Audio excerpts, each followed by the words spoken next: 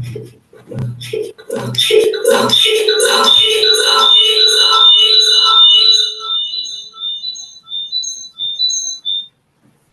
morning, everybody. Welcome to the Proudly South African webinar. The topic for today, Happy Women's Month. Before I even get to today's topic, Happy Women's Month to all the women entrepreneurs and guests that we have on the line. Today we're discussing a topic very important, also something very close to my heart, mid-year resets for South African entrepreneurs. My name is Annelene Ndlovu, and why I say this is close to my heart is I am big on vision boarding in January, and I host vision board picnics. And what I always do with the guests who attend my picnics is around June, July, I check in on them to see how far are things going, where do they need help, because some goals and some dreams, they need people to help you move them forward. So when I was invited to facilitate this session and just seeing the theme of it, I was like, yes, this is something I believe in that we all need to do, just as people in general, but more so as business owners and entrepreneurs, to check in how the business is going, how the past 6-7 months been going. And today we're going to discuss that. We're going to discuss, business health check-ins, marketing check-ins, trends, and see what is it that you can still do in the last couple of months before the year ends, and also what can you do as the new year starts. And what we're hoping to also gain from this webinar is for you not to be despondent, to think it's August and I still haven't reached some of my business goals. Listen to what the speakers have to share.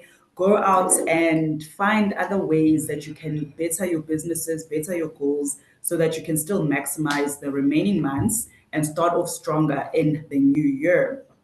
Before we get to our speakers, for those of you who maybe haven't been in one of our Proudly South African webinars or who aren't too sure of who we are, what we're all about, and how you can become a member, we're going to play a video that will be an introduction to Proudly South African. And then we're hoping that you'll get a better understanding of who we are, what our mandate is in the country, in the economy, and we'll get to the speakers after that. All right, please enjoy the video.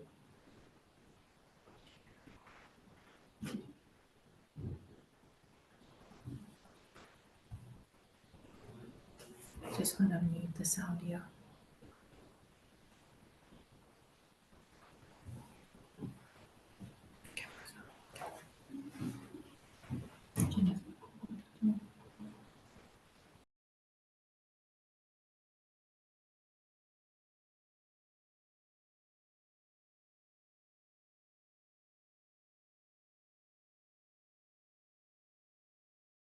There's a voice that is calling, loudly calling, day by day, the voice of the future.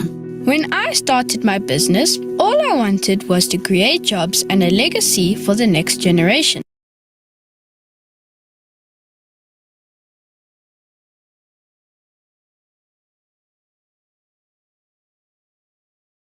The voice that is calling, loudly calling, day by day, the voice of the future. When I started my business, all I wanted was to create jobs and a legacy for the next generation, because I see opportunity when others see impossibility. I've always been driven by curiosity. It fueled my dreams to create automobiles that accelerate our nation into greater possibilities and the beauty of the unknown. It all started with just some ink on paper and inspiration to bring people together. With my furniture, I now help create spaces that are beautiful, comfortable, and authentic to human light and connection. All I ever dreamt of was to be a bird and fly high. And now I have the wings to help others fulfill their dreams of flying high too. But it can only be a dream until you make it a reality when you buy locally manufactured products. South Africa, their future is in your hands. So what are you going to do about it? Be proudly South African. Buy local to create jobs.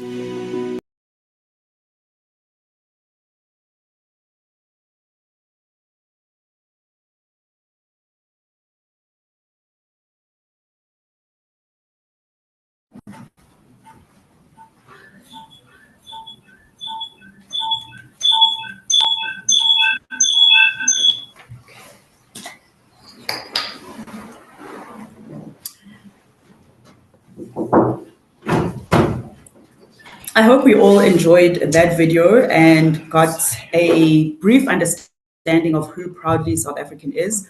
I do encourage you to please go onto our website, go into our social pages to get more information on who we're all about. Now we're going to get into what we're all here for, to learn from those who are in business, who've been running businesses, to hear how they do their mid-year reset, how they check in with themselves, how they check in with those they work with, clients, partners, staff, employees, and all that. Our first speaker is Murendi Mafumo. He is the founder of Kusini Water. And the topic that he is going to be discussing is business health check. Where are you now? So, this topic is going to help us understand from the start of the year, where is your business in now in different areas of your life and in different areas of your business. And I'm hoping he'll also share some personal experiences on how he does these check-ins, whether at the beginning of the year, right now, as we are in the middle of the year, and also at the end of the year. Morendi, over to you. Good morning. Thank you so much for having me. I hope you can hear me clearly. Good. Hi. Can you hear me clearly? Okay, I can't hear you. All right, no problem.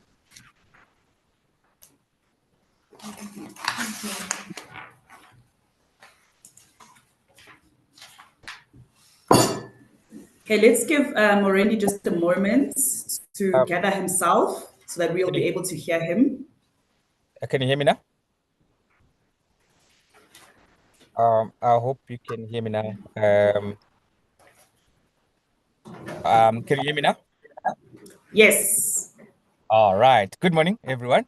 I hope you're all well. If you can hear me, maybe you guys can just give me a quick thumbs up, but I'm sure you can hear me. I've got a feeling you guys can hear me.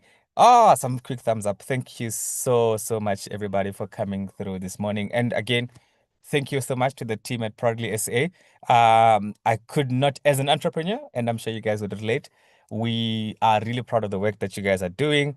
As an entrepreneur, we are grateful that we've got such an establishment. I think personally, this is not coming from me personally outside of my speech, I think your organization, the work that you guys are doing, should be spread so much further than where it's reaching, because it's so important. One, I think it's important that we celebrate the businesses that we have as a country. Secondly, it's important that we highlight, support and buy South African, buy local. I think the idea of being proudly South African should be universal, and I think it's so relevant for small businesses and the way in which we can relate with small businesses.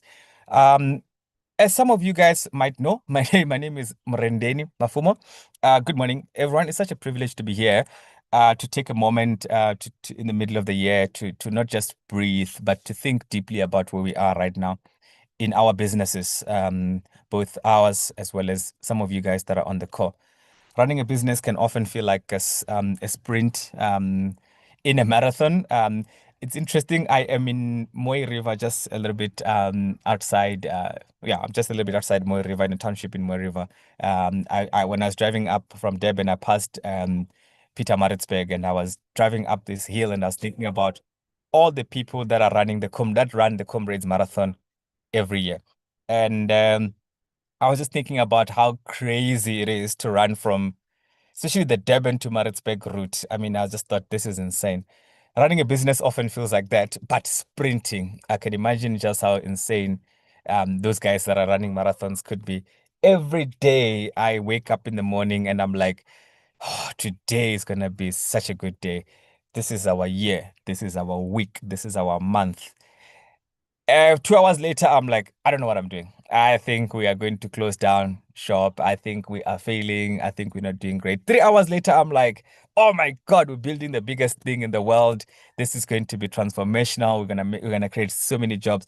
Every single day, I'm running through 7, 8, 9 different types of emotions, and every single day is a sprint. Every single day it's a run. Every single day it's just go, go, go, go. So it's so important that you take a little bit of time to just sit as entrepreneurs and just reflect and just say, where are we now? So guys at Proudly Say, I think this is a brilliant idea. I'm really, really excited about it. So let's look back a little bit. Let's ask ourselves, what did I say I want to achieve this year? What did I actually achieve this year? What changed along the way? For me, the biggest thing is that this year, maybe let me also give you a little bit of an introduction to my business. So I run an organization called Kusini Water. We have a mission. So the mission is that everyone should have access to clean drinking water. About 11 million people do not have access to clean drinking water. Where I am right now in the school that we're at, we work with schools and communities primarily. So we build water systems that run schools and water systems that run villages where there's no piped water. So 11 million people do not have access to clean water. What that means is that schools can't run when there's no clean water because there's no sanitation. So therefore, they can't safely operate a school. So we come in those areas and we ensure that the schools have access to clean water through a partner or through a sponsor. Then we have what we call water kiosks, which is essentially water distribution points where people come in, they refill their water bottles, and for that we make money. And part of that profit that we generate there helps us to ensure that communities that can't afford to pay a full tariff for water can get access to clean water. So our long-term goal is that each community will have a source of water that is being purified using our technology. So we use waste macadamia nut shells to purify water as well as nanofibers. So using that technology to bring clean water in villages where there's no water and getting that as close as people's homes as possible, as well as ensuring that that water project is sustainable. So we do that by charging for water for those that can afford it, subsidizing for those that can't afford it. So this year we had objectives. We're going to be building 40 water points this year. Part of building 40 water points was us. We're going to create 100 jobs as part of that. So each water point creates 2 jobs, and we also have 1 support job. So that was our idea when we started the year. 40 water kiosks, 100 jobs created. What happened? Well, I don't know. I've never cried as much as I've cried this year. I have never had as much mental breakdowns as I have this year. I have never lost as much as I've lost this year. I have never been as heartbroken as I have this year. We're doing a project right now. We're handing it over today. That payment came in last week, Monday. A project that is supposed to take 1 month to build, I was expected to build it in a week because the client said to me, let's build it. It's a water project with a partner. Partner says, please, can we stick to the timelines? However, I'm only going to pay you a week before. Let's do it. Let's try by all means to do it. Literally, that project forms part of our 40. We worked around the clock with my team since last week, Monday. And this morning, we're launching it now. Immediately after this, I'm going to the launch. The truck for the water literally left 15 minutes ago. Now we're going to launch the project. I've never prayed as much as I've prayed. But just as an example, that this year we set goals, but this year has been one of the most hardest years. But more importantly, this brought me so much belief, so much faith, and so much encouragement to a point where this morning I woke up and I knew that we're going to make this project happen. And it's happening. We are going to hand it over. So, objective, 40 locations.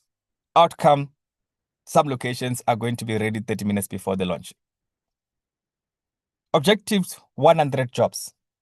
This year, and I mean, look, I'm not proud of this. I'm not proud at all because this is probably the most heartbreaking story I'm going to share. This year,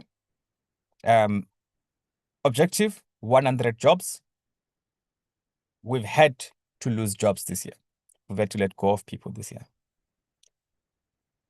for the first time in my company's lifetime, we're going to the CCMA for the first time in 7 years. I've never been to the CCMA. Never. And the odds are stacked up against us. So objectives, 100 jobs created. Outcome, we're actually losing jobs. So that's also showed me that my plans, my objectives, this saying, God, man plans, God loves, or something like that. So it's tough for this year, right? But what that has done for me is it's given us an opportunity to really, really think deep about the work that we're doing. This year, for the first time, we revisited our entire business model. In May this year, we sat down with my entire leadership team and we said, where are we going right now? What's the business? What are we doing well? What are we not doing well? So we let go of a lot of things. So the first point of call for you guys is, what are the things that we are doing as an organization, even your organization, that don't serve us as an organization? What are some of the things that we're doing that are not helpful for organization? For example, we used to say yes to people, someone coming into our business and saying to us, hey, Kusini Water, can you give me a filtration system for my home? And we'll say, yes, I'll come and install it. Hey, Kusini Water, hey, Kusini Water, can you give me a filtration system for my factory? Yes, we'll come and do it. This year in May, we decided that does not serve us. And there's a saying by, unlike quoting Steve Jobs, but there's a saying by Steve Jobs that said, I am more proud of the things that I said no to than the things that I said yes to. And I think that's what's going to distinguish a lot of us in survival. So as we're going into survival mode and as we're going to build and do impactful, important work, first let's ask ourselves, what are some of the things that we should not be doing but we're doing? Can we sit down with our entire leadership team and say, is this serving us well? Secondly, there's a block that we built, a block of 4 things that I think is important. So those 4 things are, 1, what am I really, really good at as an organization? Number 2, what is it that my consumer, my user, my customer, my beneficiaries, what is it that they really, really want? Number 3, will this thing that we're going to be building, that we're good at, that we love, that our customers want, is that sustainable? Is that going to help us to be sustainable? Number 4, will it be everlasting? Will it be something that we just do once because they care about it once and that's it? Or is something that is going to be everlasting? So what is it that we're good at? What is it that our consumers want? Is it sustainable? And is it going to be something that we're not going to just build once off? Then secondly, are we moving in sync? So importantly, as for the first time I'm going into the CCMA sometime in August, what is important for us to answer is, how are we moving as an organization? Are our limbs in place? Are we moving in sync? What is the team morale like? For example, we have a guy now that we've been suggested, the guy that does the fire exercises where you walk on fire as a team. We want to do some of those kind of things a little bit more of. So from this project launch, which I'm doing right now today, tomorrow we're doing a second launch for the same client. From Friday up until next week, Monday, my entire team is off, for example, just so we can take a midterm break, just so that we can recover, recuperate, and recapture our energy. Is there an opportunity for you guys? Is there an opportunity for us to just say we are going to take 4 days off as an organization? Do we have that space to take 4 days as an organization? Number 3, is what we're building, therefore meaning our product services, is our brain still sharp? Is our problem still solving an actual existing problem? Let's ask ourselves that question. I would encourage you guys to take off time. Like I said, I'm going to do 5 days, 6 days. Just take off the time and think about, in one of these days, is our product actually solving a problem that matters? A problem that this organization was born to solve?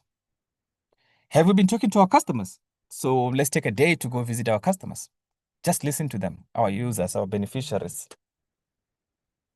Is there a clear reason why our customers are choosing us? Okay. Lastly, can I check in on myself?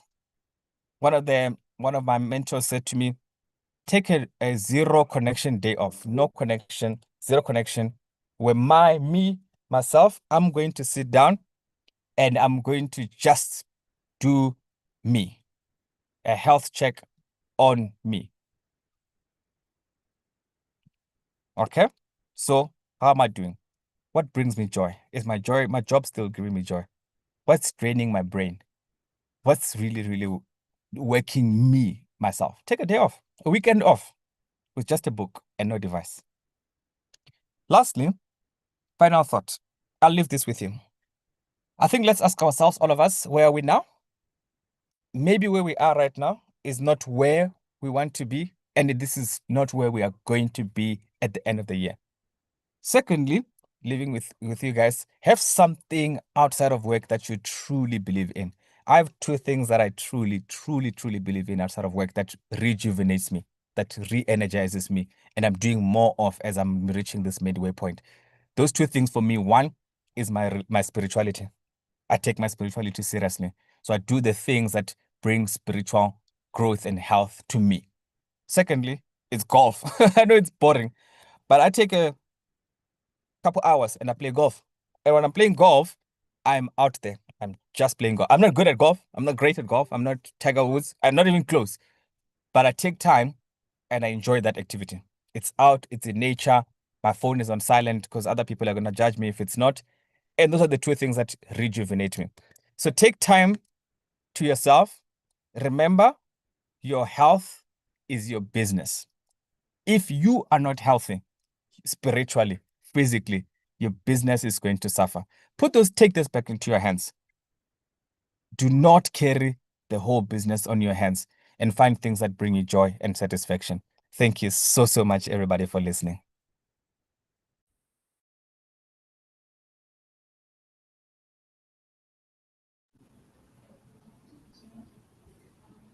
Thank you. Thank you so much. That was amazing. Amazing. When I actually saw your name, I was like, I know this guy. I know this guy. Then I saw your face and I was like, I definitely know this guy. I think it was Brightest Young Minds Yeah. or Yeah. 2013 or something. Yes. I Yeah. was just like, oh my gosh, my people are doing so amazingly. Very, very proud of you. So Thank I you. just want to recap on some of the important things that you shared. And we're sitting here in the boardroom and we're just like, oh, wow, everything that you spoke about, so spot on. And what we need to remember as people and as business owners and entrepreneurs. So the first thing is it's important to reflect and ask yourself what you wanted to achieve in the business for the year, how far you are, and what still needs to be done. Revisit your vision, your mission, and your objectives. And then, as a business owner and entrepreneur, it's important to check in on your mental health and make sure you are mentally stable, as your mental health can take a knock when faced with challenges. Revisit your business model, like what is serving you, what is no longer serving you. Do what serves you and your business. And what I also wrote there is have boundaries for your business. And lastly, if you can take a break as an organization, please do so. And just as business owners, encourage your staff and your colleagues to take their leave. And what I always say to people is if you're going to take your leave, don't take leave because you are only going on holiday or the kids are on holiday. Take leave where you'll take the kids to school, you'll come back and you'll just sit and you'll switch off your phone and you'll either watch TV or read a book or go play golf or whatever. But it's important just to have that day where you are just recuperating and clearing your mind and calming your mind. So thank you so much for all what you've shared with us. I wanted to check, you said you have the launch. What time is the launch? Are you going to be with us until the end or do you have to Yeah. leave during? No, I'm gonna join back for Q&A because I'm just running up and down here. Okay. Yeah, so I'm gonna jump back on the call for the Q&A session, just to Okay. ensure that things are in place, and then I'll come back into the call for the Q&A session. All right. Thank you so much. We will see you later. All the best with the up and down. Thank Maybe you you'll so much. get to share a bit with us Yeah. when you take the questions later. Okay. Amazing. We'll Thank see you you so much, later. guys. All right, cheers. Okay, bye. That was such a great way to start off, the webinar. And next is another interesting topic: reboot your brand. Is it still relevant? And I think, all the questions and all the topics that we're going to discuss today are important.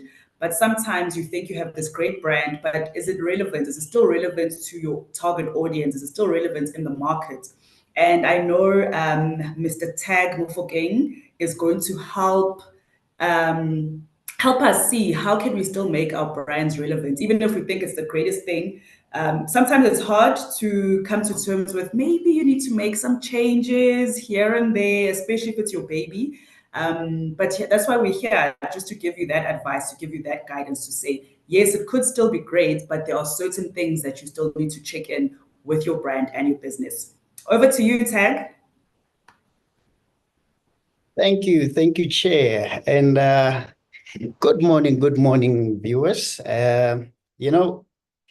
Initially when I logged in, I thought I'm gonna just shoot straight to the presentation, but after listening to Mirandeni, I'm like, you know what? As entrepreneurs, there's so much similarities, so many stories that we go through. When they say there are certain countries that have 4 seasons in one day, that's exactly how entrepreneurs function. So let me actually touch on a similar story. So last year and the year before, we actually started a talent search competition. So we just wanted to innovate that space, and then we also wanted to really give opportunities to South Africans who are in the rural areas, catching a bus or a taxi and going to State Theatre and waiting in queues, and then some don't even have accommodation immediately after they sing. Whether they are tired, whether they are scared, then they would have to go back with whatever little money that they saved up, So we then said, okay, we're in the modern era. Mobility is key. Everybody, we can say run about 80% of South Africans are mobile.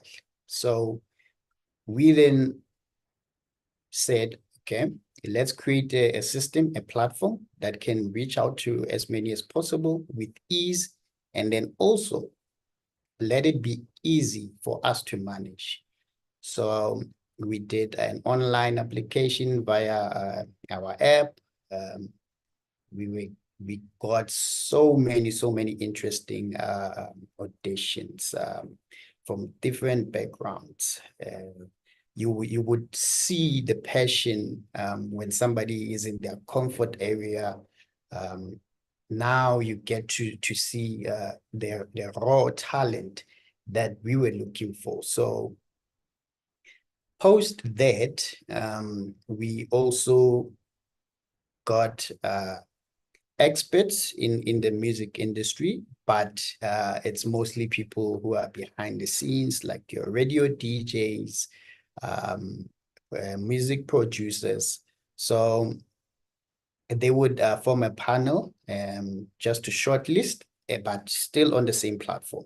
And then after that, once we have like a top 50, we then expose it to the public and then vote. Public would vote. The funniest part about voting was there's a traditional way. There's your SMS traditional ways of voting.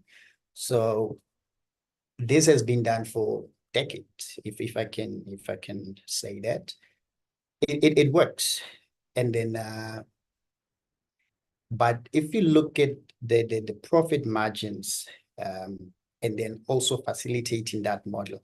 It's slowly getting outdated, right? Not a lot of people are using SMSs. We use WhatsApp. We communicate via FaceTime, iMessage.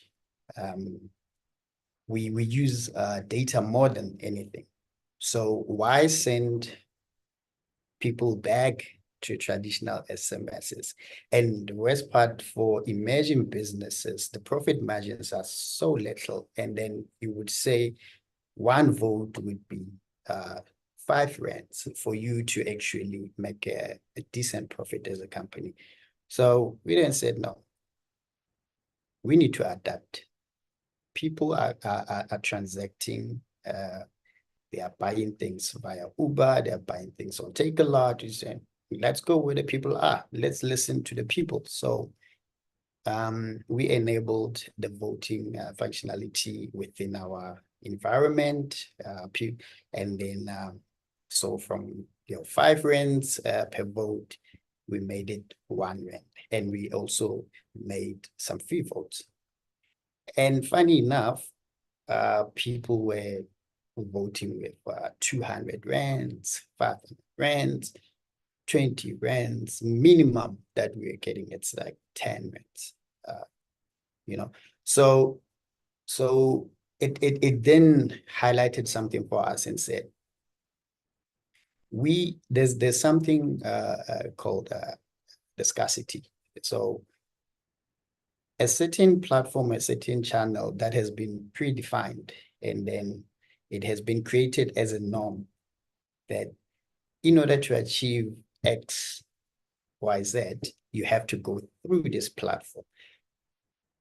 It has been instilled, and then it has become a culture. So the unlearnings that we are also doing, it's to ourselves, because if you look at your clients, our clients are actually moving and adapting to technologies quicker than us as businesses, because what we are trying to do, we're trying to model our businesses based on the traditional flows.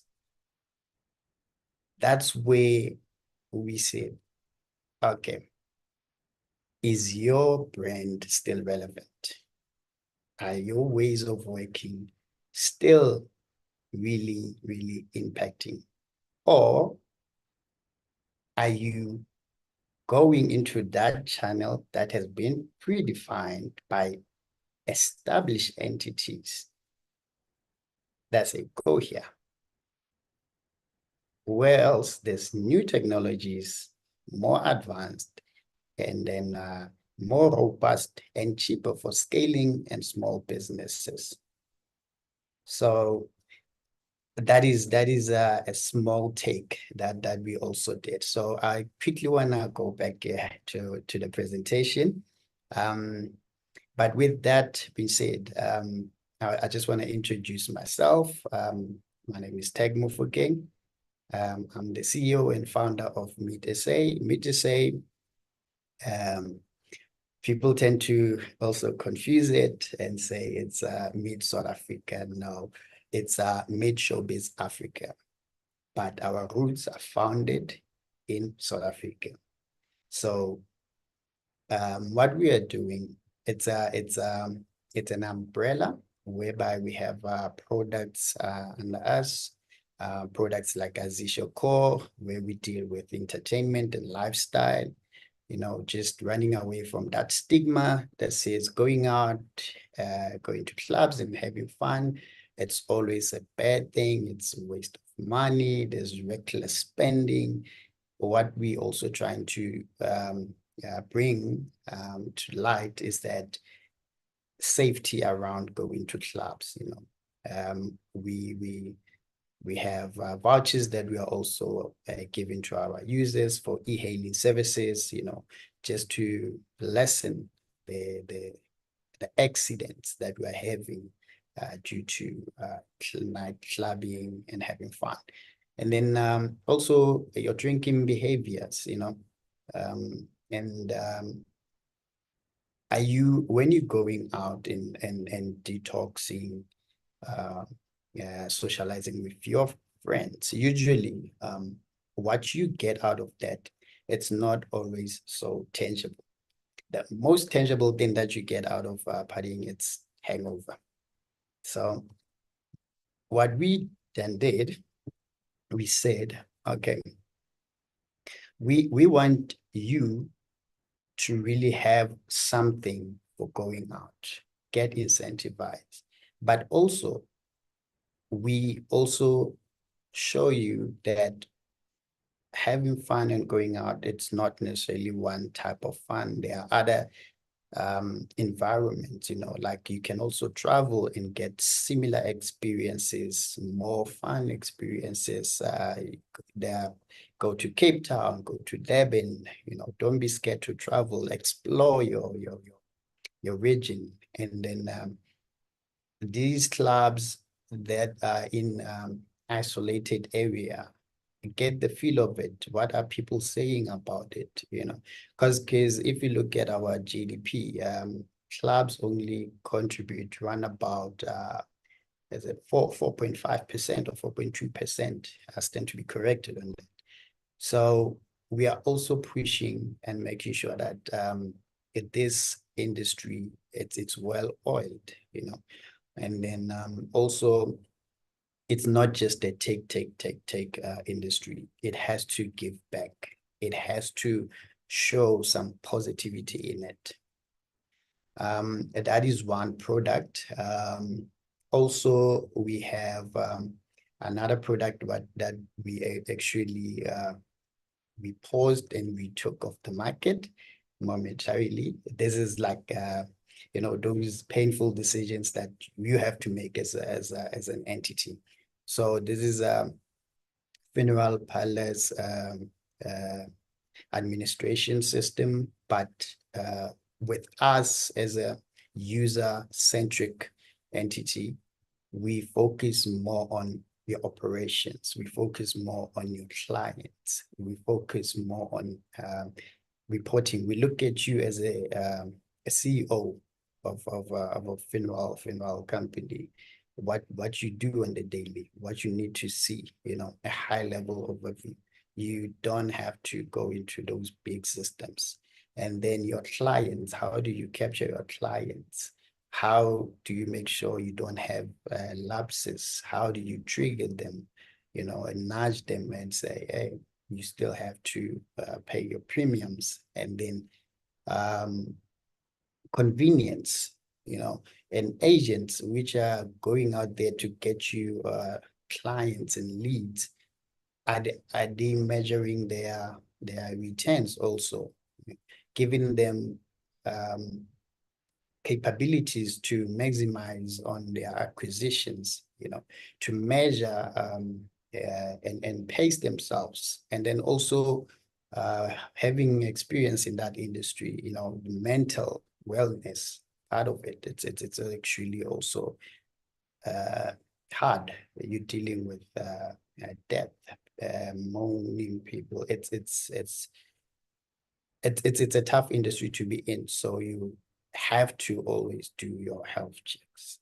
You have to. So we have on the system where we motivate, we also recommend things like yoga to the agents. We give them videos inside the platform. But the reason why we had to, take it off the market for momentarily, it's a simple reason. One of my business partners actually said this to me yesterday. If you look at a light, right, the particles that create light, they spread out. But if you then narrow them into one fine stream, they become a laser and they can cut everything. So what we decided to do, because we are a very small team, we said, pause this, let us not stretch ourselves too thin, And then also KYC, let's know our clients, let's understand the people, let's look at the problems that we are solving. And we then said, okay, our mandate, it's really looking out for the people. So let's beef up on the B2C. B2B, it has to be there. Yes, we have to work with other entities. We have to have collaborations. But as servants of the people, what are we giving back? How are we helping? How are we advancing lives? And we looked at ourselves and said, okay, look at the technologies that we have. Look at the capabilities that we have. And we then said, let's go, let's narrow this down, and then let's make sure we are changing lives. And by virtue of doing that, we started seeing results. We started seeing people change. We started seeing a change in behavior, especially for us. That is the most important part. If as an entity, you don't look at yourself, you don't take time and reflect and say, am I still relevant? Am I still doing the right thing that I said I'm gonna do from the get-go? Am I still on the right path? You're gonna find yourself lost. Like I said before, business, we basically have 4 seasons in one day. And then if you don't have goals, and if you don't have structure, and then if you don't really look at yourself in the mirror and be honest with yourself, it's going to reflect on your service, on your product. With that said, let me quickly share my screen.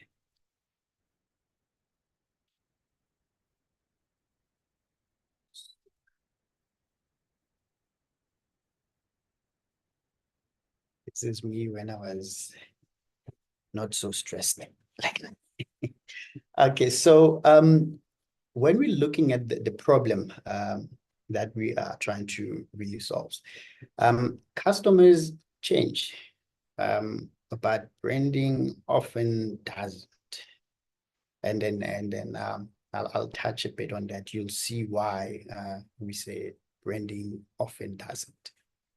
And then strategy that worked in 2019 versus now. We all know the big change, COVID, what happened, mindset. Some would call it a wake-up call for some entities. So your strategy really has to adapt. And then stale brands, declining attention, loyalty, and relevance. So brands that tend to evolve slow, they lose connection with their audience over time. And then you'll see why we say that. So take some time to reboot and ask yourself these questions.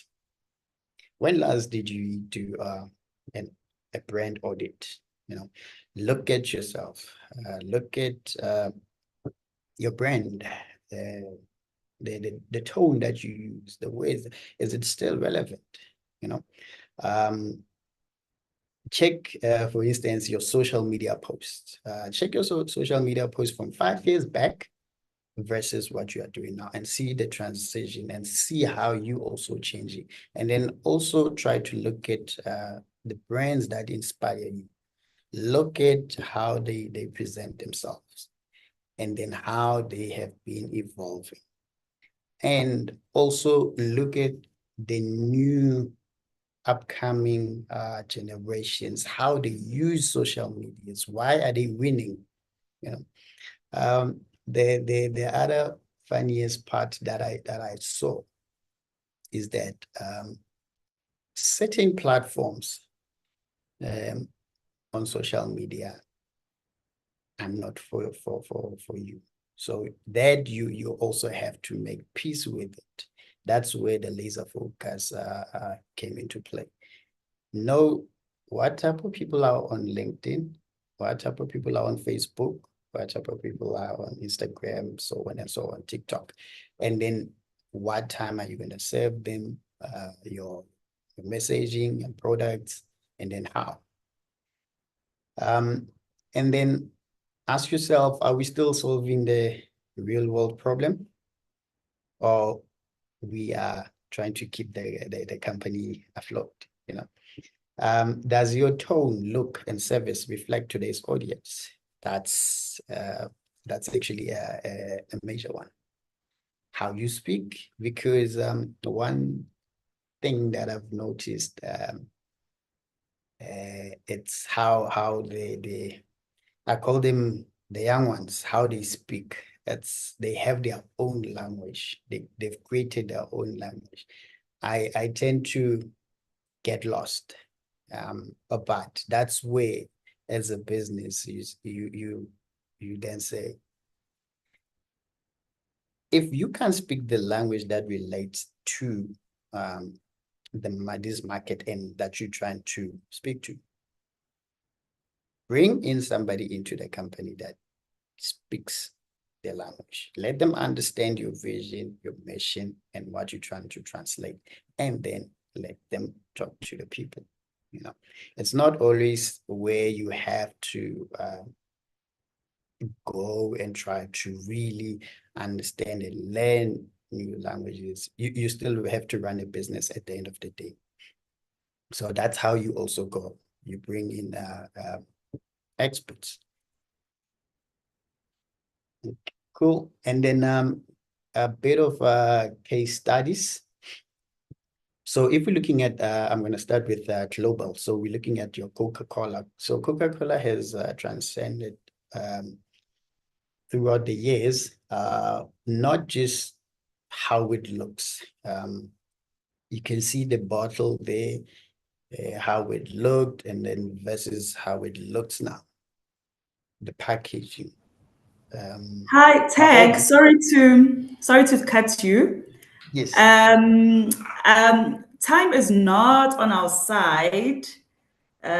We've actually gone over your time by 10 minutes. So I wanted to maybe if you can share the presentation with us so that those who are joining, we can maybe send it to them. But maybe if you can give us just closing remarks. We do need to go to the next speaker just because of time. Okay.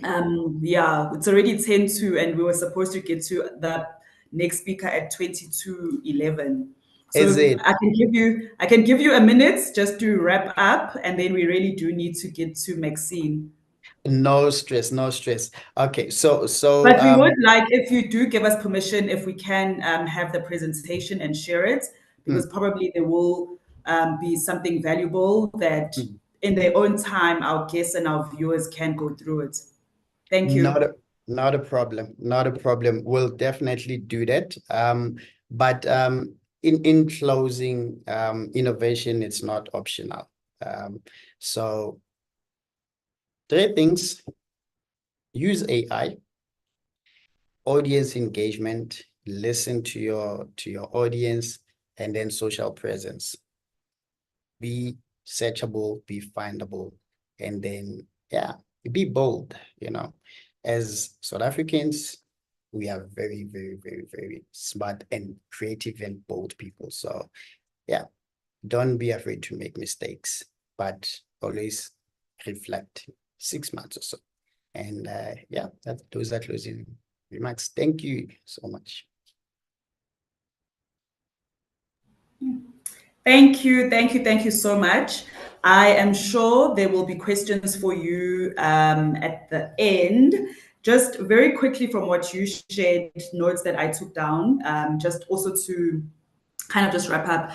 Adapt your brand to what is happening in the current environment. And from then you were using the SMS versus WhatsApp and the social media platforms to say everyone is now data driven. So maybe let's move away from the SMSs and things like that and to what is currently happening in the market. And asking ourselves as business owners, are your ways of working still working for your brand? And do a brand audit. check your website, check your promotional material, your social media platforms. Are they still relevant? Compare them to when you started out to what, how they are performing now. And then the last point, the last 2 points is innovation is not optional. So keep innovating, and your brand must be searchable, be bold, and keep on reflecting every 6 months or so. Thank you. We will see you at the Q&A session. We'd like to move on now, as I said, to Maxine from YSH Promotions. And Maxine's theme and topic is cost-effective marketing in South Africa. What still works in 2025? And I think it's a nice flow from is your brand still relevant to what is actually happening currently in the marketing and the branding space. Thanks, Maxine. Hi, thank you. Good morning, everyone. Hope you guys can hear me. So marketing without a budget. Yes, we can. Right, let's get into it. Marketing without a budget. It's like trying to make curry without spices. But today, I will show you where to find that flavor for free. Hi, my name is Maxine, aka Max T, a disabled social media influencer, digital marketer, and proud member of YSH Promotions. YSH Promotions is a level 1 BEE supplier of corporate gifts, corporate wear, and promotional products. We've been trading for the past 17 years, creating brand awareness for small and large businesses. And today, we will be discussing cost-effective marketing and what still works in 2025. So let's get straight into it. I'll begin with promotional products.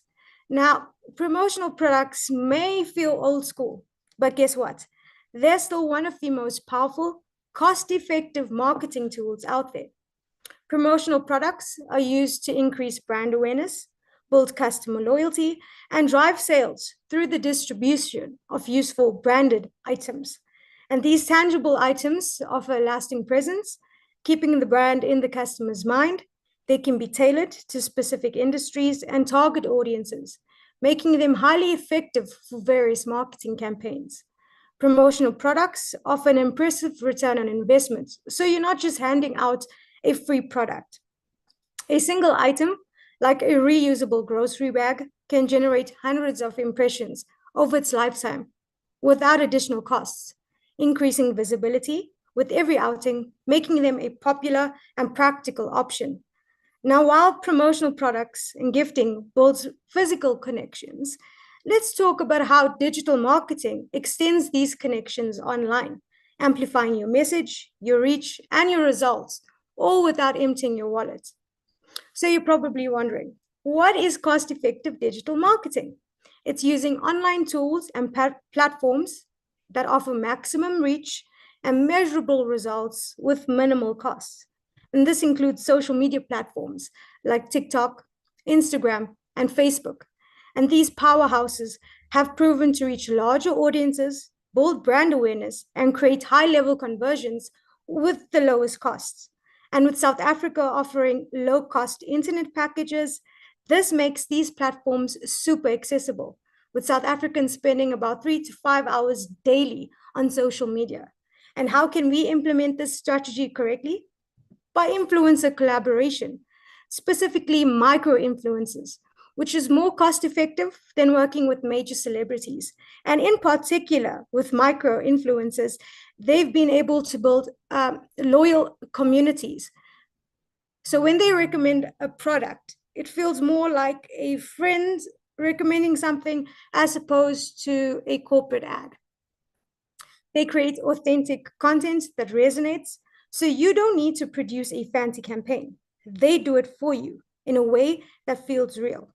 And as an influencer myself, I've seen how the right message on the right platform can start conversations and convert followers into customers.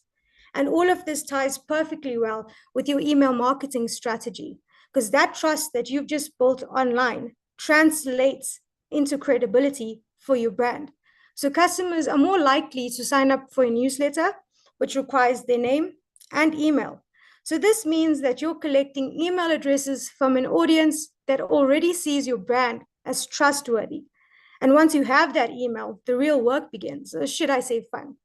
You can now send welcome emails with exclusive offers and loyalty rewards. This deepens the relationship with customers and keeps them in your ecosystem long after the campaign ends. And this in return increases your SEO. So by optimizing your website and creating content that resonates, you help attract organic traffic, which is totally free, leading to high conversions and business growth. And this increased visibility not only drives more traffic, but also builds trust and credibility with users. So they're more likely to trust websites that appear on the top of search results. So technically, SEO is a long-term strategy that can generate a high return on investment compared to paid advertising, especially for businesses with limited budgets. And this effectively increases your e-commerce marketing, helping you attract customers to your online store, get them to buy, and keep them coming back. SEO is simply the art of making sure that people can find you online. And I would like to conclude with my final strategy and point, which I believe is the strongest even moving forward into future, and that would be referral marketing. And if you implement what I've just mentioned above correctly, then it will be completely easy to encourage satisfied customers to refer their friends and colleagues. And this is a powerful way to acquire new customers. You offer them a small reward, like a discount or personalized gift. And it's been proven that referral leads are 5 times more likely to convert. Once again, I just want to say thank you for allowing me to share what I'm passionate about. And as a disabled artist, a businesswoman, and a believer in creativity over budget. With YSH Promotions by my side and the Max T vision behind me, I know that small sparks can still start big fires. So let's market wisely. Let's market meaningfully. Most importantly, let's do it together. And if you would like to contact me directly, you can by my direct WhatsApp link on 078-592-5932. Also, be sure to catch us up on our social media links. You can catch me up on all social media platforms at MaxT. You can also catch our brand out, YSH Promotions, on all social media platforms. Thank you again. If you have any questions, I believe there's a questionnaire coming up. You can feel free to do so. Thank you again for the opportunity. God bless. Thank you. That was short and sweet, but we really, really appreciate it. What I found interesting in what you said, your first point is about the promotional material and products, that they're still relevant and to increase, your visibility for your brand. Because I think in this day and age of digital marketing and all that, we kind of forget that the traditional marketing methods, they still have a part, like your email marketing, like your advertising. It's using them together and having alignments between the digital and the traditional marketing. So thank you for sharing that. And the email marketing, also what you said about you've done your campaign, and post the campaign, you then have these people that you've captured when you were doing the campaign, and now you can continue communicating with them, you can continue sharing things with them post a specific timeline.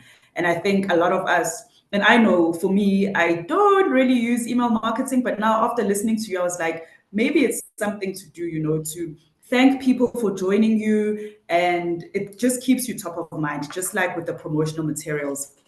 And also just market wisely, as you said. And yeah, thank you. We will see you at the Q&A session.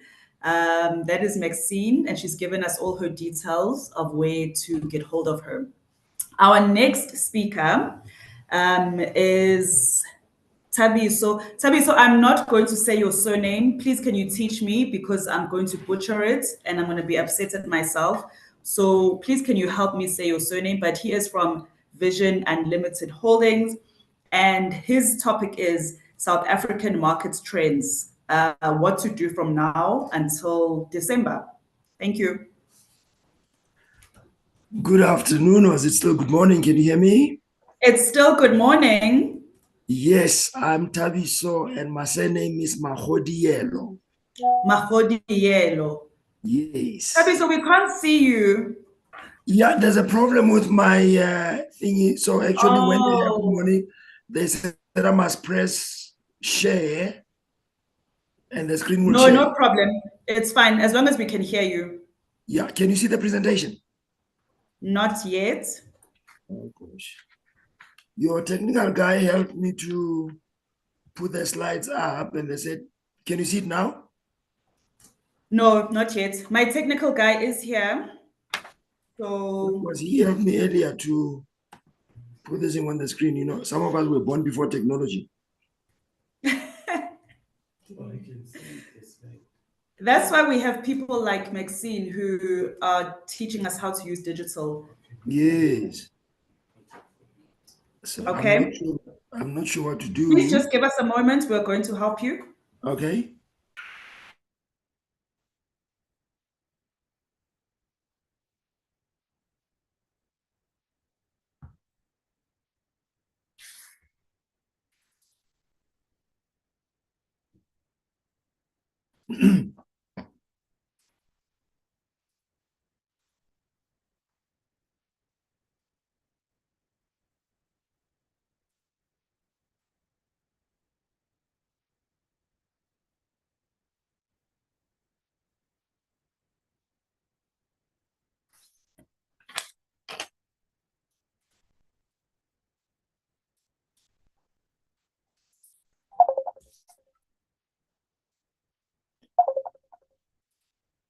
Hi, Robin. Hi. Can you please?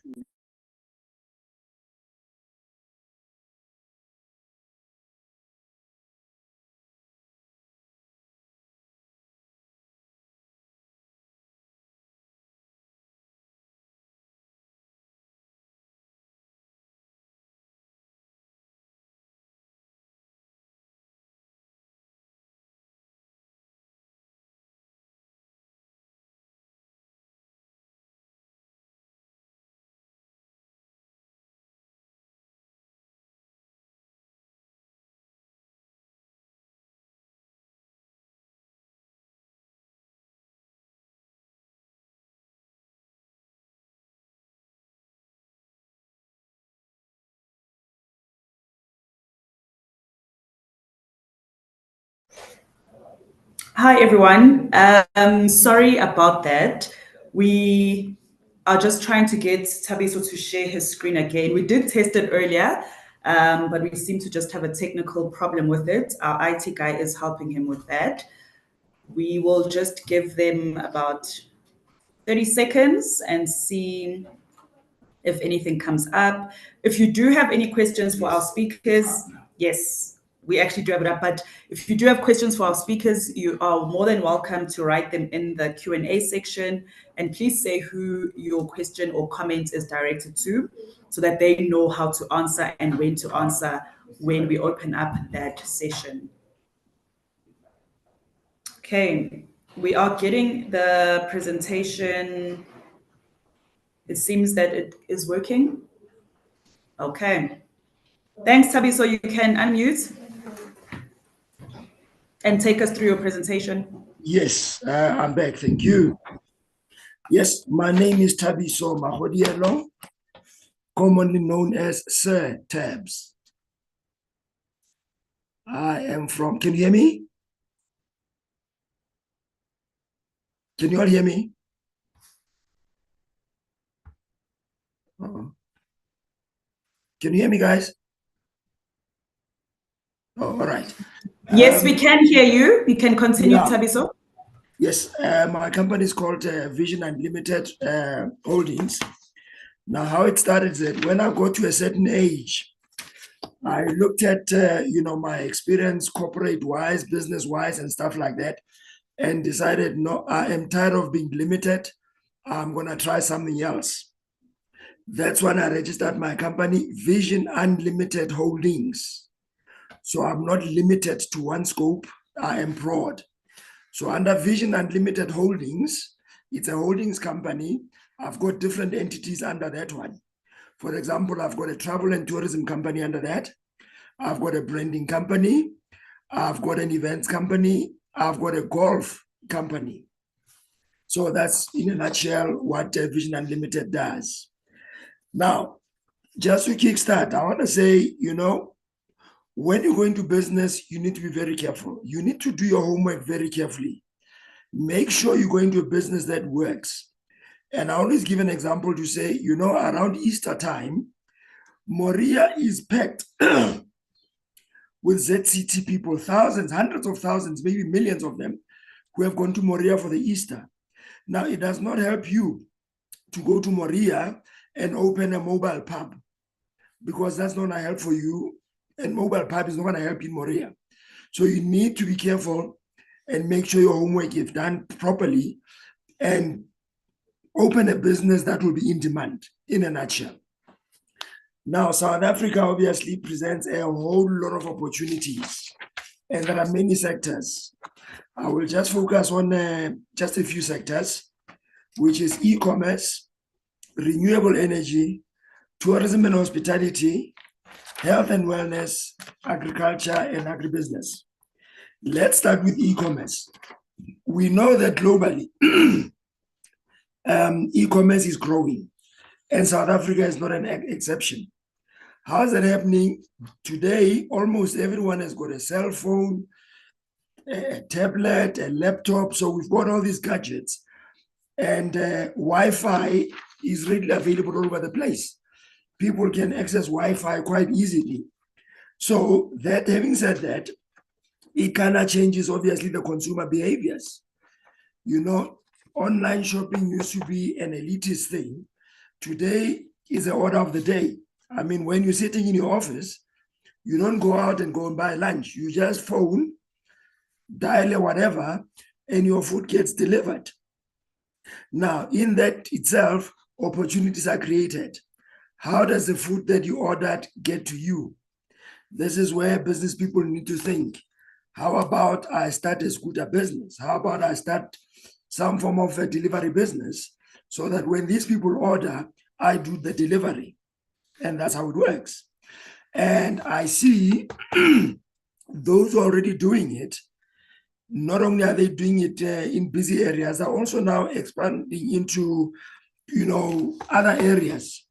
I mean, the hometown where I was born, Attridgeville, for example, one of the popular meals we've got there is called sparkle. I don't know how many people know sparkle. Some places call kota. Is this bread like a township Deadwood kind of thing? Guys, they have gone to an extent to say, dial a sparkle. So while you're home, you dial them and say, I want a sparkle with this, this, and that. And they've got guys who deliver. So you sit at home, even in the township, and you get your junk food delivered to you. That's so much for e-commerce. Let's look at renewable energy. Renewable energy, it's another global.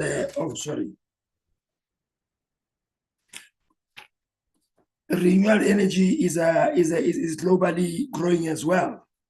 And in South Africa, we know we've got problems. Hence, you've got load shedding. In some areas, we've got load shedding for days, which is bad. How do you survive without electricity? This is where opportunities are there to go into the solar panel business. Now, there's a great potential for solar businesses. Not only do you have to supply solar businesses, you can also start a training operation where you train people to install those solar panels. So not only are you running a business, but you are also creating jobs for other people also to participate in the industry. And then, of course, look at projects that are government-backed and go for those, partner with other people. Hence, I said at Vision Unlimited, we don't focus on one area. We believe in collaboration, and I'll explain as we go forward. The next one, which is my favorite, it's tourism and hospitality. Now, after COVID, tourism is being revived again in a big way. And I believe it's picking up domestically in a big way, which means locals are now exploring their own country. I mean, how many times have you heard people saying, I've been to Europe, I've been to England, I've been to whatever. Have you been to Bronkhorstspruit? No. Have you been to Mtanzani? No. But you know other places. So with domestic tourism, people are getting to know their place even better. And of course, now that you know your place, you can start looking at opportunities. Because as you know your place, and again, you go to your gadget, you start talking about these beautiful places on your social media, people will want to come to South Africa and say, wow, we want to go and see these things, you know, Limpopo, game, whatever. And then there becomes opportunities then to say, fine, you can go into infrastructure, own a little guest house, rent your rooms outside for tourists. If you're living in a township, collaborate with a big tour operator to say, when you've got people from Europe, bring them one day to sleep at my place. Let me give them a township experience. That collaboration also gives you money. If you've got a house in Cape Town, which you're not using all the time, put it into the timeshare. Give it to the timeshare people so that your property is owned and is used almost on a weekly basis and you get paid. You only use it when you go to Cape Town for your holiday. Now, within tourism, there are many types of tourism that you can do. Let's talk about medical and health tourism. Medical and health tourism, let's remember, many years ago, South Africa was the first on the continent to do a heart transplant. Now we have a situation where people on the continent, why should they go to Europe, leave Kenya and go to Europe, go to England, when you can come to South Africa and get medical treatment because we've got the best resources here. You don't have to leave the continent. Come to South Africa, Kenya, Ghana, whatever. And the beauty is, when you come to be admitted in South Africa, you don't come alone. Your family brings you, you get admitted. While they wait, where do they stay? Guest house or hotel. And visiting hours are not 24 hours. So while they're waiting for visiting hours, they can tour the place. Go and do a Soweto tour, go and do whatever, depending where you are. Chances are when you get discharged, the doctor says, I want to see you again in 4 days to see how you're doing. Now, you don't go back to Tanzania and come back after 4 days. So you join your family and you tour. That's health and medical tourism. My favorite, golf tourism. Golf tourism is very popular. In fact, last year I was fortunate. I had to go to Nigeria to receive an award. I was voted Golf Tourism Promoter of the Year. With golf tourism, I mean, big business is conducted on the golf courses. When you go to golf courses, every time, it's CEOs, it's MDs of companies. At a golf day, there are decision makers. You ask people for a meeting, they say, no, the CEO is busy. Can we try maybe early November for you to give an appointment? Then you say, no, it's fine. I thought he's available because I'm playing golf with Patrice Motsepe on Friday. I thought you'd be available to join us. Oh, Patrice, no, he's available. I've seen these things in the golf tourism space. And again, when you go on a golf tour, remember, South Africa was voted best golf destination in 2011. Best golf destination in 2011. And I took up the opportunity to say, fine, I'm going to market South Africa differently, to say when it comes to golf, if you want golf and wine, we'll give you a package to go to the Cape. You want golf and beach, we'll send you to Durban and the area. You want golf and safari, we'll take you to Mpumalanga or Limpopo. You want golf and shopping and business, we'll take you to Gauteng. And so it goes. So there's also business tourism, where companies get together. You are here for a conference, a 3-day conference. You know, when you get off the conference, what do? You tour the place. That brings revenue into the country. And there are all sorts of these tourisms. One of them that I like is the student tourism, but you do it differently. You take, let's say, matric students, you bring them to South Africa from, say, Zimbabwe. Don't just take them to the Kruger Park and, the usual. At some point, take them to VETS, take them to University of Mpumalanga. Let them see students at university and get motivated to say, oh my word, I must do well and go to university. And then you say, what do you want to do when you grow up? What do you want to study? I want to do farming. I want to do agriculture. Wow. Those who are doing farming, take them to the farm club, farming students, let them attend the lecture. Marketing, let them attend the lecture. Who knows, the students from Zimbabwe might team up with students from South Africa doing farming. And then they, they have a farm in Zimbabwe. They farm in Zimbabwe at this guy's farm. They bring the products and distribute them from South Africa. Already through student tourism, you end up creating cross-border economy, which started with students. Right. And then let's go to agriculture. Well, we got fertile land. Agriculture is big. There's very big opportunities. We can collaborate with farmers, local farmers here in different ways. What do? You own a guest house, you own a hotel, you get veggies from them. But let's get a bit smarter. Have a cottage on the farm to say, when I have guests for one night, they can come and stay at your farm.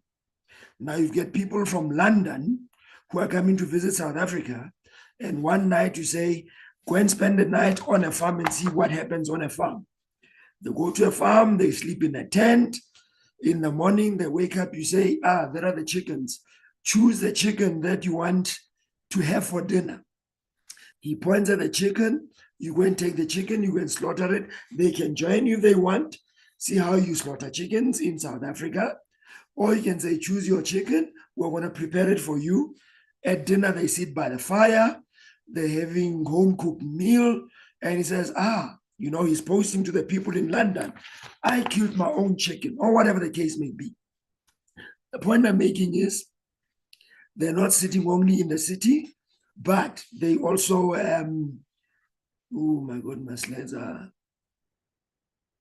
they also getting that different experience. You say, wow, I was on a farm in South Africa. It's very interesting and stuff like that. So there's also opportunities there.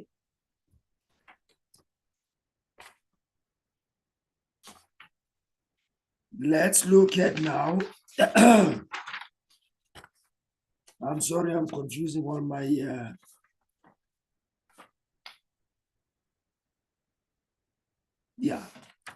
on the health.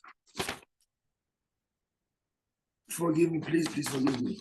On the health and wellness side, obviously, everybody wants health. Everybody wants to be well. Fitness is important. I always say to people, what's the point of you becoming a multi-millionaire and your health doesn't allow you to live long enough to enjoy your money? This only means what's going to happen to you, you're going to die or whatever. So where's the opportunity? Create these wellness centers where people can come and exercise. Take, for example, beginning of the year, Christmas time, festive time, you're eating all the wrong things, you're drinking all the wrong things. Now, come January, the month that we make resolutions, take 2 weeks in January, go to a health resort, go and detox, where they cleanse you, you eat well, you get ready to start work.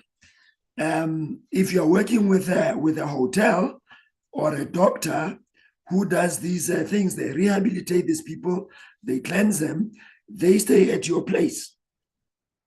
That's part of the health tourism. Start, giving them those health products to eat, promote those.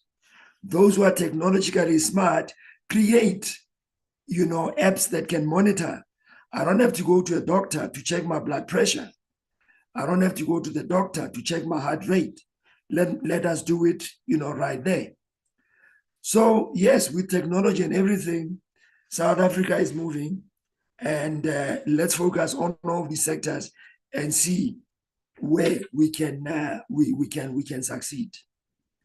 So yeah, I've just touched on a few areas, but there are a lot of sectors in this country that we can look at where there are opportunities.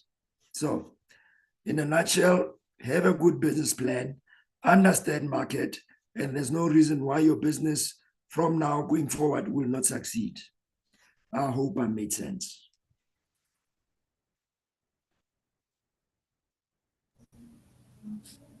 Thank you, Tabiso. You definitely did make sense. And I'm chuckling because I loved the examples that you used. So simple in how you can get into different sectors and look at what we don't usually look at in terms of kill your own chicken, cook your own food, have that farm experience, and that could be something someone who doesn't come from a farming background could walk away thinking, oh, this is what I was able to experience. So thank you for that. And just based on the examples that you used, is how you can diversify your business and get into different sectors and get into different industries, that you don't only have to stick to one. And doing your homework. Do your homework when starting your business. And with that, it's what is the need of the customers, or what is the need? And an example that you made is if you travel, and especially if you travel locally, you get to see what people are offering in different areas, what you could offer, what is a need in a different area. So that also encourages us to travel our country and see what is it that we can offer when we diversify our businesses. Have a good business plan and reflect and reset. Those are things that I took from you. Thank you. Thank you so much. We are now going to get into the Q&A session where our guests who are watching, whether via Zoom, via our social platforms, if you have a question for us or for any of the speakers, this is your opportunity to ask. If you have a comment, this is an opportunity to make your comment, and our speakers will then have an opportunity to answer you. So I'm going to check with my team to see if we have any questions on the other socials. Can we ask Tabiso to please stop sharing his screen so that when someone answers the speakers, we can see them.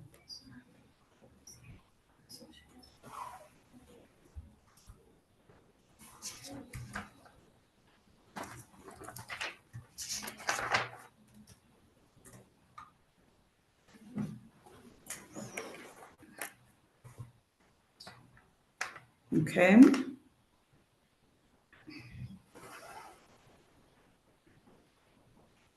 Is my screen gone? Yes, thank you. Thank you.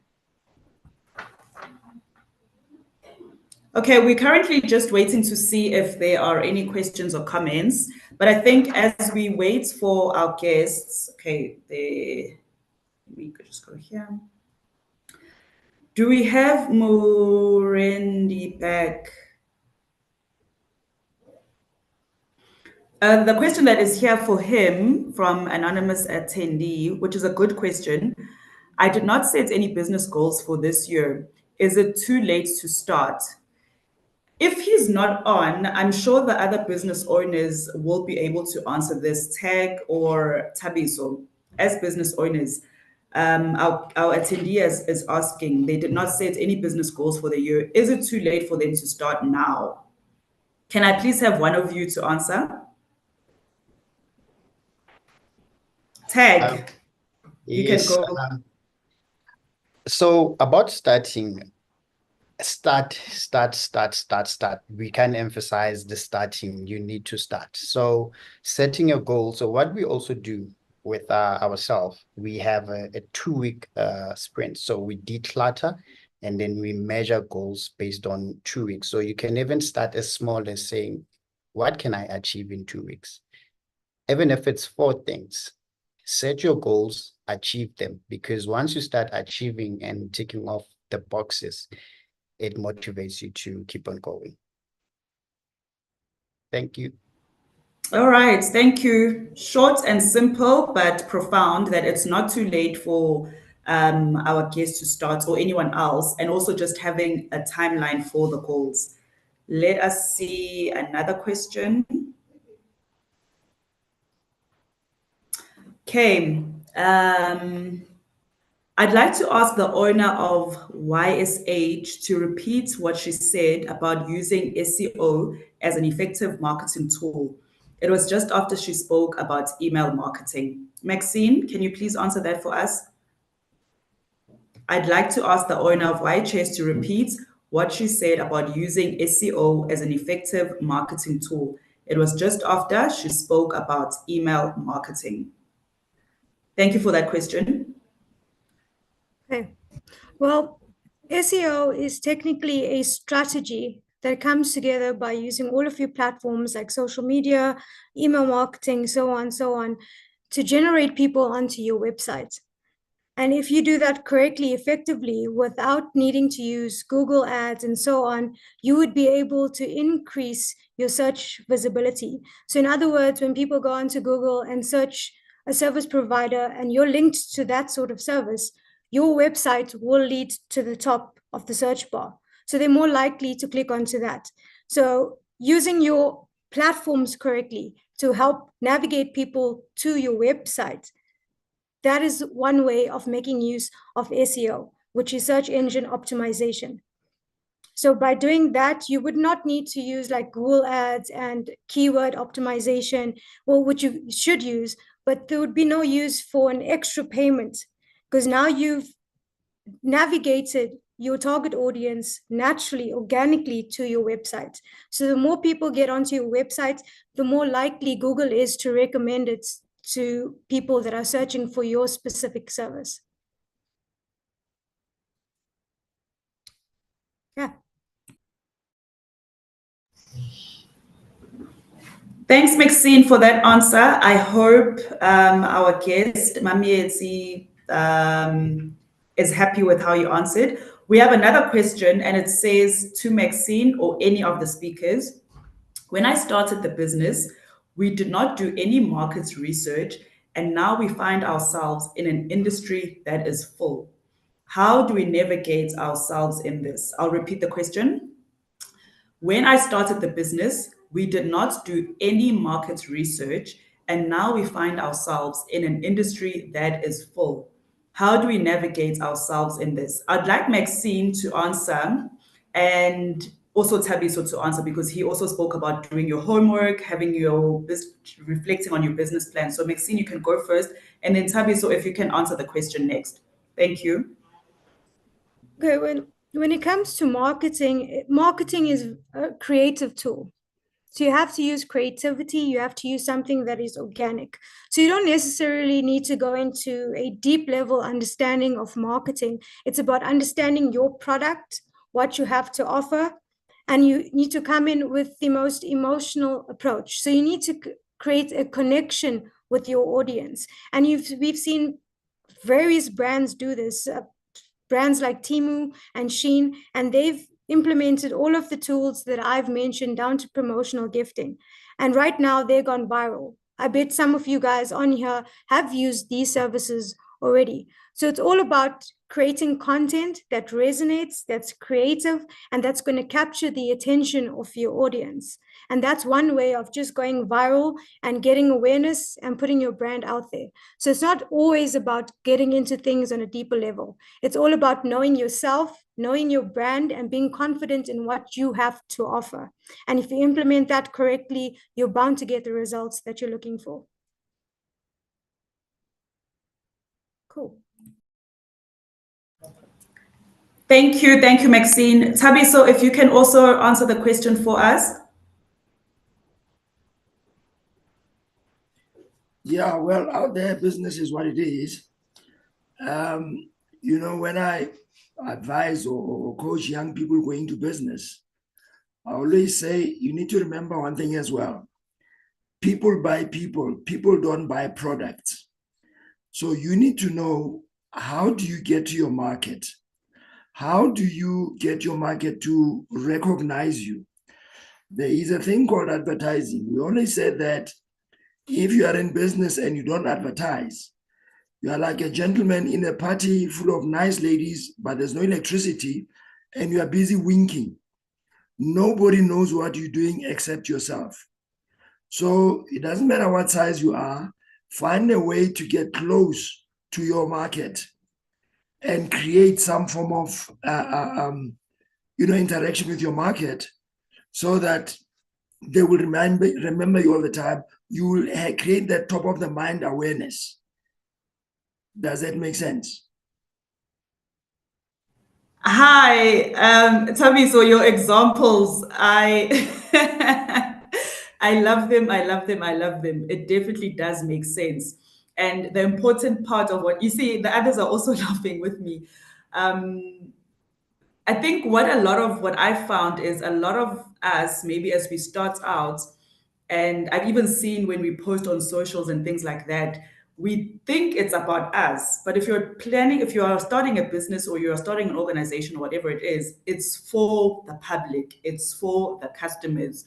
So if you're just doing it in your corner and you think people are going to come to you and they don't know who you are and what you're offering them, then you're going to think maybe the industry is full, you're going to think your business is not working out, but you're just focusing on yourself and in your small surroundings. So what you're saying is very important, that you know what you want to do, but it's not for you, it's for the customers. So go out there and promote yourself, talk about your company, talk about your business, and doing that research will really help you to see, can I get into this industry, or should I maybe wait a bit, or maybe can I focus on a different industry?